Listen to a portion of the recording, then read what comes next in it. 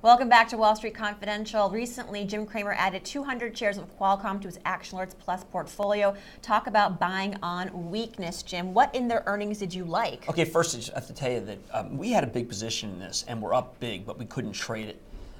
It was just one of these things where we bought ahead of a lawsuit. The lawsuit was settled. The stock went up 10.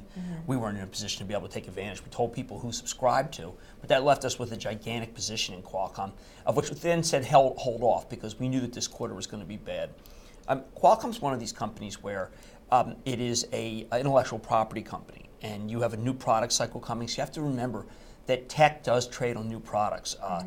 When you don't have a new product, the stock thing doesn't move. Take a look at Research in Motion, new product storm, people start buying it. I take a look at Apple, new product iPhone, people start buying it. Well, 4G is coming for Qualcomm, so you have to get in ahead of Qualcomm, ahead of the 4G launch. And frankly, I didn't see anything. I mean, there was some revision to patents that were bad, but anybody who'd been following Qualcomm really expected this to be a horrible kitchen sink quarter. And I think maybe there were some people today who felt, well, it was worse than I thought. But I think the most important and salient thing was that there were a lot of people who jumped the gun and bought it yesterday. And they panicked and so they didn't understand what you needed to see. I think there's some people who bought it yesterday actually expecting the quarter to be better than expected because there was word that there was an uptick in business. We did not fall for that in Action Alerts. We waited. But now that the chance has come, we think that the stock is not going to go back to the 30-31 low.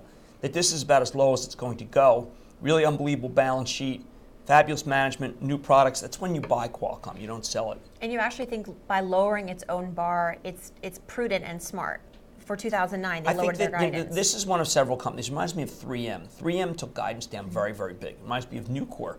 Now, typically you don't think of those industrials with Qualcomm, but what I'm saying is that the companies that have lowered expectations to dramatic levels, really eye-popping levels, are the ones that you can own for the second half of 2009.